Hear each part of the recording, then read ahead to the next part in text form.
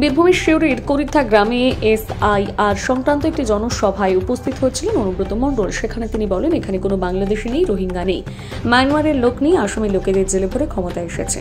এখানে পারবে না। মুখ্যমন্ত্রীর নাম মমতা বন্দ্যোপাধ্যায়, সেনাপতি অভিষেক বন্দ্যোপাধ্যায় ভেবেছে আসামের মতন এখানেও বিজেপি বানিয়ে দেব সেগুড়ে বালি। লড়াই করতে ভয় পায় না, বামফ্রন্টকে তাড়িয়েছে এখান থেকে। করতে দেব না এসআইআর, করতে দেব না এসআইআর। কেউ জেলে থাকবে না, সবাই পশ্চিমবাংলার মাটিতে থাকবে। 1952 সালে ভোটার লিস্ট আমার দাদুর নাম, বাবার নাম আছে, তুমি আমাকে তাড়িয়ে দেবে? তুমি হরিদাস পাল। 26 নির্বাচন মমতা ব্যানার্জি 230টা আসন নিয়ে আসবে। কত ভোটার?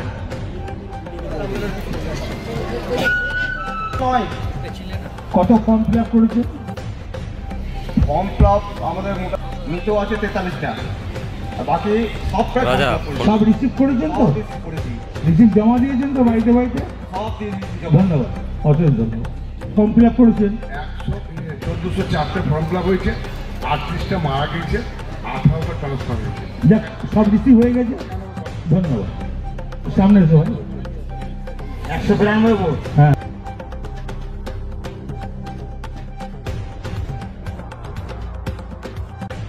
এখানকার অঞ্চল প্রেসিডেন্ট, এখানকার অঞ্চল কমিটি, এখানকার বুথ প্রেসিডেন্ট যারা আছেন তাদের আমি ধন্যবাদ জানাই।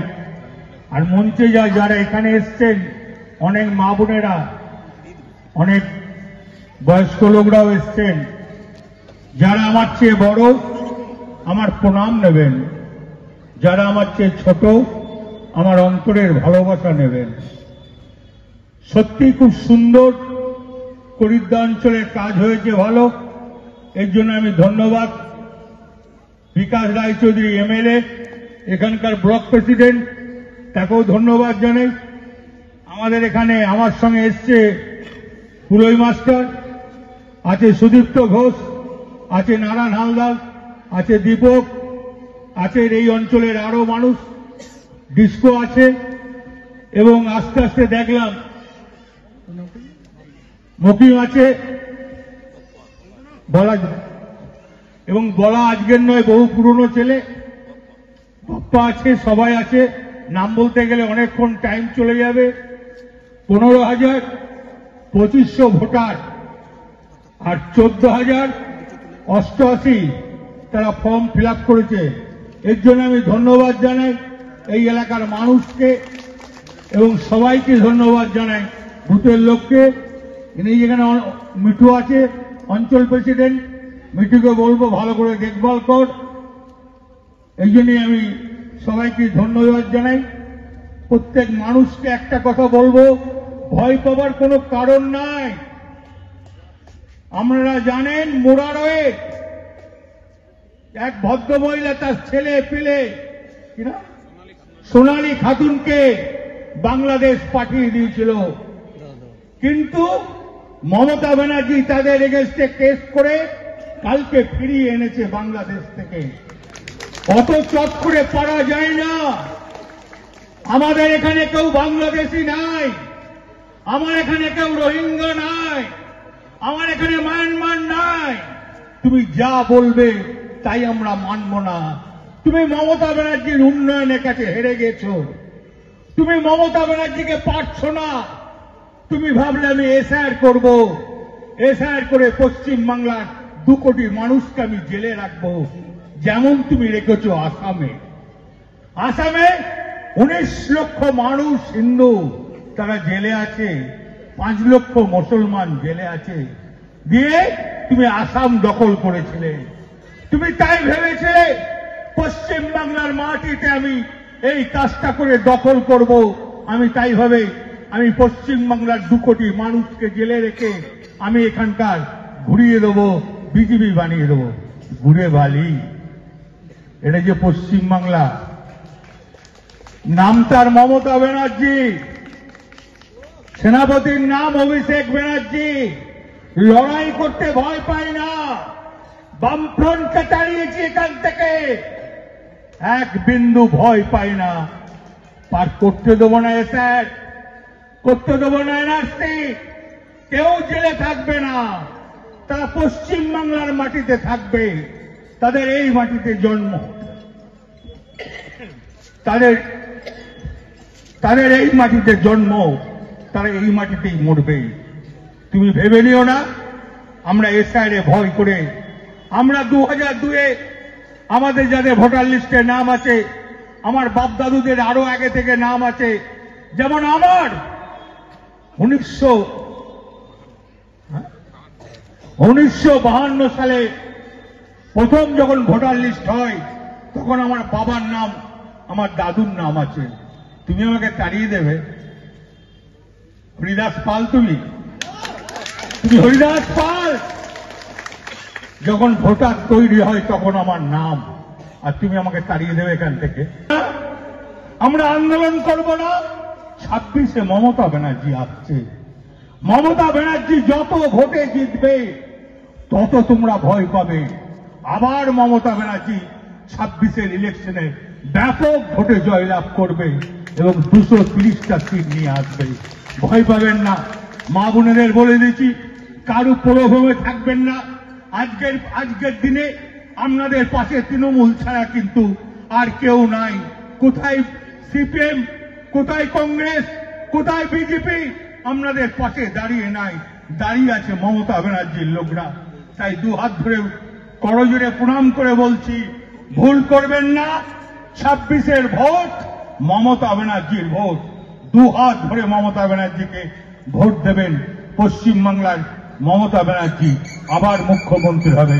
জয় হিন্দ, বন্দে মাতরম। মমতা ব্যানার্জি জিন্দাবাদ, তৃণমূল কংগ্রেস জিন্দাবাদ।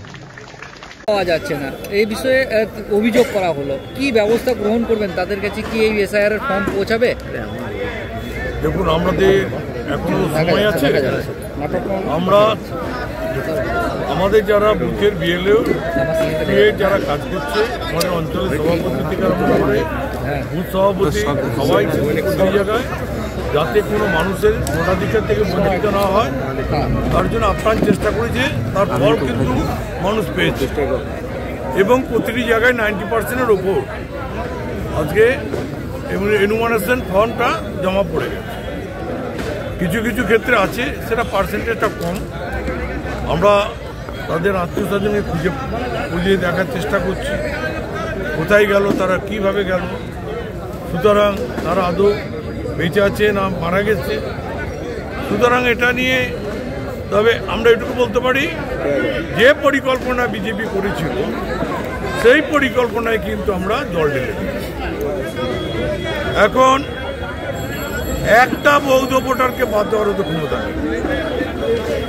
আর কত ষড়যন্ত্র করবে আমরা?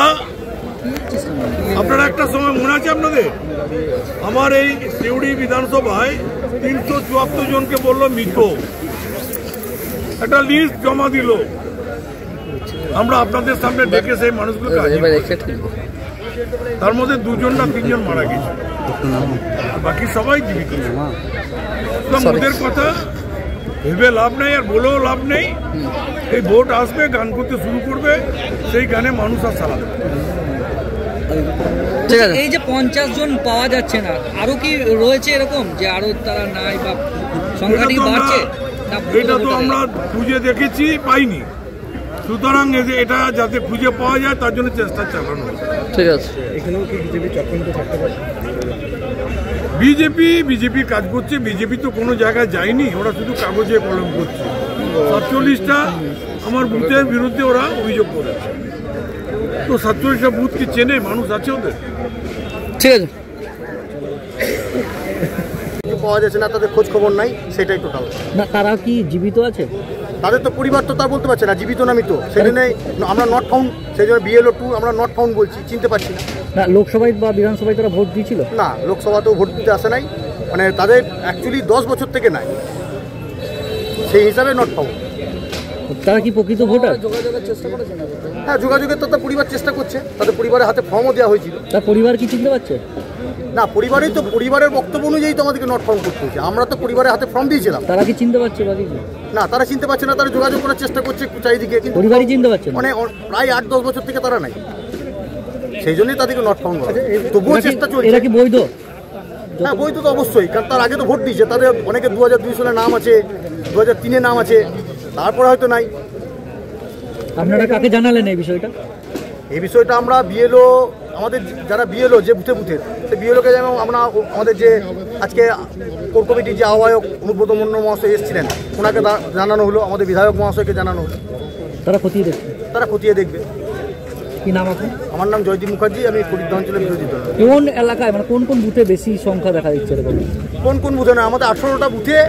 তার থেকে বেশি কোথায় আছে, কোন বুথে? বেশি কিছুটা হলেও কালীপুরে আছে। বাড়িতে তাদেরকে পাইনি, 5টা বাড়িতে তালা মারা, আর অনেকজন মনে হয় পাশের বাড়ি বলতে পারছে না কোথায় গেছে। যে এইটুকুই আপাতত আমাদের কাছে খবর আছে। তারা কি শুরু হওয়ার আগে কি তাদেরকে তার আগে থেকে মানে বাইরে কোনো কাজে থাকতে হয়তো ব্যাঙ্গালোর বা তারা কি ভোট দিয়েছে? লেবার কাজটা হয়তো তারা আগে ইলেকশনে ভোট দিয়েছিল। তারা লোকসভার সময় ভোট লোকসভা থেকে ভোট দেয়নি। এই যে এসআইআর হচ্ছে তারা তো এই জিনিসটা শুনতে পেয়েছে, তাও ফিরে আসেনি কেন? তারা ব্যাঙ্গালোরে বা চেন্নাই বা কোথাও বাইরে থাকে, এবারে সেই স্টেটে খবর পেয়েছে নাকি সেটা তো আমি বলতে পারবো না। তারা কি আদৌ বৈধ ভোটার? অবশ্যই লিস্টে নাম আছে, অবশ্যই লিস্টে নাম আছে। বৈধ মানে দীর্ঘদিনের লোক এখানে আমরা দীর্ঘদিন তাদের সাথে কি আপনাদের যোগাযোগ ব্যবস্থা করা হচ্ছে? কাকে জানালেন? চেষ্টা করছি, আমরা তো অলরেডি 3বার করে যেতে বলেছি, সেখানে আমরা 7-8বার করে বাড়িতে বাড়ি। আজকে কাকে জানালেন? আজকে জানালাম বলতে এখানে অনুভূত মন্ডলকে জানালাম। আপনার নাম? আমার নাম চন্দন দেব, 199 কালীপুর। আমি